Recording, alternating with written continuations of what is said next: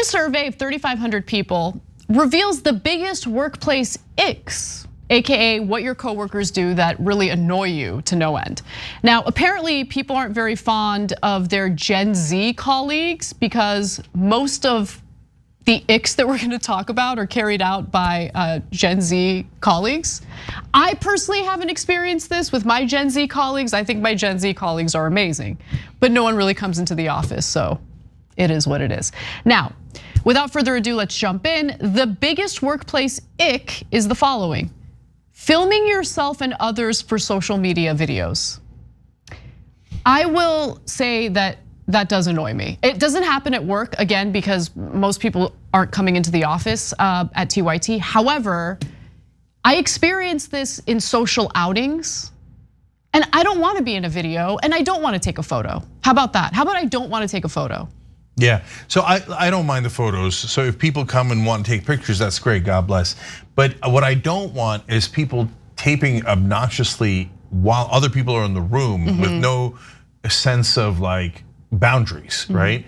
So somebody's over there hanging out doing whatever they're doing. You're like, oh my God, you're taping. You're like, okay, but I'm not in your private studio. I don't know, like, so it's not the world's biggest problem. For me personally, I'm all over the internet anyway, and it is but yeah, it's annoying. So just taping publicly is not a big deal. I tape publicly, right? Just be a little cognizant for your surroundings. And especially at work, it's super fair request. Totally. So Digital ID is the organization or the company that did this survey. And in an interview with the Daily Mail, they say that these are the colleagues who at any given opportunity are filming their latest dance challenge or lip sync battle right in the middle of the office. No, come on, guys. No, it's crazy. While it adds a bit of fun and vibrancy to the work environment, it can also be a distraction for those trying to concentrate on their tasks. Anna. Yeah, no, I just had like PTSD from before the pandemic. Not that people were doing this in particular, but yeah, we have the kind of workspace where everyone's in one room together, and some people need to make phone calls. People have different tasks and different jobs, and when it gets super disruptive, it's very frustrating. Yeah, so look, we have fun here. We did the Harlem Shake and we do all those goofy things when they're trends. But, and we tape plenty of things in the studio. We're an organization that puts things online, right? But if everyone's doing their own, Harlem Shake's so old school, right? But doing their own version of the dance and the lip syncing in the middle of a random accounting office, what are we doing here? Right? Yeah, That's the reason. And also, the things that you gave as specific examples were planned out and everyone was participating, everyone knew it was coming. But if there's like this impromptu dance battle or lip syncing battle in the middle of the office and yeah, it would be very frustrating for people who are trying to get work done. All right, next up, simple. I can't believe people do this in the office, but apparently they do. Vaping. People vape in the office. Wow.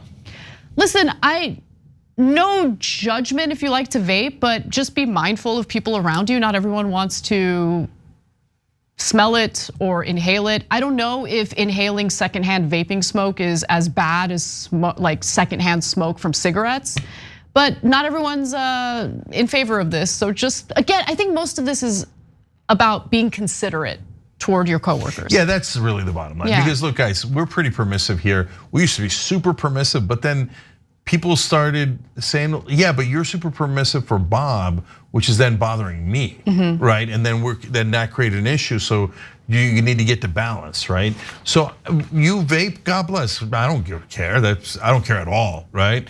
But vaping in the middle of the office, if it's bothering other people, it's just being disrespectful, that's all. Yeah, totally. Now this one really resonates with me. And again, like most of this isn't even about what I experience at work, it's just what I experience in general life, okay? But bragging about your exercise routine, particularly cold water swimmers who are terrorists, okay? God, no one cares that you like to swim in cold water and how invigorating it is and how, at first it's really tough, but it's really good for the body. We get it, I know, you're taking care of your inflammation problems. We don't need to know about it. Keep it to yourself. Okay, yeah, no, that one is so random. I almost never heard that, like in an office environment, but apparently it's so common that it made the list. cold water swimmers. What are you doing? Like you're taking over the world? And are you Rick Ross? You rule the streets? Why is everybody bragging about being cold water swimmers? How common is this weirdo thing? It is a thing. I have a friend who's married to a guy who can't stop talking about his cold showers. The cold shower, that's the difference. Okay, yeah. Because I was gonna say, how many of you guys live by a body of water? Is that, I mean, I know on the coast, but like. Look, I don't know. I mean, I've obviously never been in the men's locker room at a Korean spa, but I've been in the women's locker room at a Korean spa. And like, it is a thing, okay? There's like a freezing cold body of water, and then there's a super hot jacuzzi. And these crazy ass Korean ladies, they go in the hot jacuzzi, and then they go in the hot water, in the cold water, okay? Freezing cold water, and then they go in and out, in and out. And it's supposed to be good for you. Yeah. But it's hilarious how different various cultures are, because according to Armenians, you will die if you do that. Oh, totally, yeah. For Turks too, like if you are wet in a cold situation, they're like, oh, influenza's around the corner. 100%. Like you're like you have an 88% chance of dying, but maybe you'll survive, right? So cultures are so different, but guys, yes, I know tons of people who do that, like on vacation. Oh, it's freezing outside. Let's do the jacuzzi, and then we'll jump in the snow or we'll jump in the cold water and then jump back. First of all, I don't like either one of them. I don't like extreme cold. No interest, none. I don't find it cool. I don't find it like invigorating. Afterwards, I don't feel better. I just feel like, oh, I had it. It's post-traumatic at that point. It's not like anything. And then for the jacuzzi folks, I don't like it super hot either. No, I like it super hot. I know some people like that, but I'm like, oh, so hot. Doesn't it hurt? I'm like, yeah. So where's the fun part? So I don't like it. No, I don't need anything extreme. Yeah. Nice and easy. I like extreme couches where you just sit like, it's like, so relaxing. Oh, that's the only extreme I like. All right. So the next one, this was the most surprising outcome of the survey. The always on Generation Z.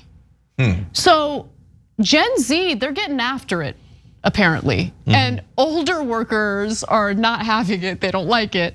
So this group, aged under 25 years old, is known for constant digital connectivity, juggling between work tasks, social media, and messaging. While this means they are highly responsive, it also blurs the lines between work and personal life, sometimes appearing as a lack of focus to those who value uninterrupted work. So look, there's a very easy way to handle this situation, and the way I like to handle it is I just don't respond to any messages once the show's over. The show's over, I'm not gonna read your email. I'm just not. Or I might read it, but I'm not responding to it until appropriate office hours. When I wake up at 5 in the morning, then I'll respond to it, okay? Okay, well, God bless your heart for 5 in the morning. But look guys, this is different. There's knowing your coworkers and then there's management, right? So to me, I just care, did you get the work done or didn't you? Is it great work or is it not? But if every once in a while you are part of a team and you've gotta respond and coordinate and etc. And so when people don't respond to messages, especially when we really need them to respond, that drives me crazy. No, look, obviously you should be able to parse out what's time sensitive and important, and you should respond to those emails as quickly as you can, right? But those emails are few and far between. Let's keep it real, okay? And so you'll get to it when you get to it, and you should get to it during office hours. Not, like, don't email me during the show, because when the show's over, I'm not gonna check my email. There's no way. This has turned into when not to email Ana. Don't email me during all the show. different ways to not bother Ana is the name of this segment. Totally. Okay, so look guys, bottom line on all of this is, it's not about Gen Z versus the other generation. It's not about whether it's being on social media or vaping is the issue. No, it's just about being common sense and decency and respect to others. So if like, and finding balance, because if there's one, thin-skinned person who's like, that's bothering me, I can't concentrate. Well, you can't shut down the whole office because they need a cone of silence around everyone, right? Right. But at the same time, do standard things to respect other people at work. If you're blowing smoke in their face and they don't want it, and you're going, oh, hey guys, look, and duck face in the background, and they're a fugitive and they don't want to be on your Insta.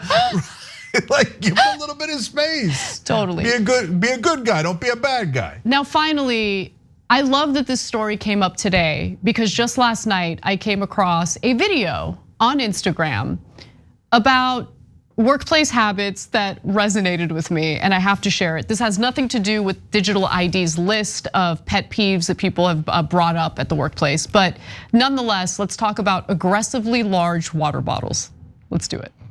I think we should also talk about how hydrated these girls in their 20s are. Have you guys seen the water tanks these girls are walking around with? When did water bottles get so big? The 38-gallon Yeti just schlepping it around town. No wonder everybody has back issues. I didn't even have a glass of water until I was 35 years old. H2O was just not even on my radar. We drank fountain Diet Coke and we smoked cigarettes, which is also frowned upon. They do not like the smell of smoke. They get upset because the woman in our payroll department, her name's Diane. She's in her 60s. She's been in corporate America for 40 years. She's earned her keep. Diane likes to go outside every day and rip a cigarette. No big deal. But when she comes in, the girls are like, we don't like how Diane smells. She smells like smoke. I'm like, Diane used to smoke at her desk, 2 feet from your face, okay? This isn't that big of a deal. Diane, leave Diane alone. Diane just minds her own P's and Q's. She eats her lean cuisine. Sometimes she puts notes on them in the freezer. Do not eat. I'm like, Diane, none of these girls are gonna eat your turkey tetrazzini. They think tetrazzini is a video game. Oh my God, she's a new American hero. That was one of my favorite videos. That was so good. I feel like she's me. Like, yeah, that's so funny because I was gonna say, I want to be friends with her. yes. Okay, she's so salty. She's so fun. She regulates. She's sticking up for Patty, I think her name was. Whoever. Yeah. Okay, no, but actually she's accidentally throwing her under the bus too. A little bit, I mean, yeah. that video is public. Everybody's gonna know about Diane and her smoking habits and her tetrazzini and stuff. But anyways, look, she's on point on everything, but especially the water bottle. Yes, yes. I don't get it. Yes. Why do we need like a kegger of water? Hey, everybody, keg stand, like water stand. Like, no, why? Okay. It's so good. Okay, so my best friend was concerned that I wasn't hydrating enough, so she bought me one of those water bottles. But what's so hilarious about it is it has like every hour it tells you like how much water you should drink. Oh right? God, that's so it's like, yes, queen, keep going, more hydration. Like, it's a cult. It's a water cult. It is, and guys, water is water. It's, yeah, you need it to live. No, you're not going to magically lose 40 pounds because you drank 8 gallons of water that day. It's like there is a cult, there is a water cult. There and is. Eventually everybody's gonna be like taking showers at work, like, oh, I need more water. Fire hoses. It's gonna turn into like a Zoolander scene. Totally. Like, enough with the water. If you enjoyed this video, that's because of our members. They make us independent, they make us strong, and they make us honest. Become a member today by hitting the join button below.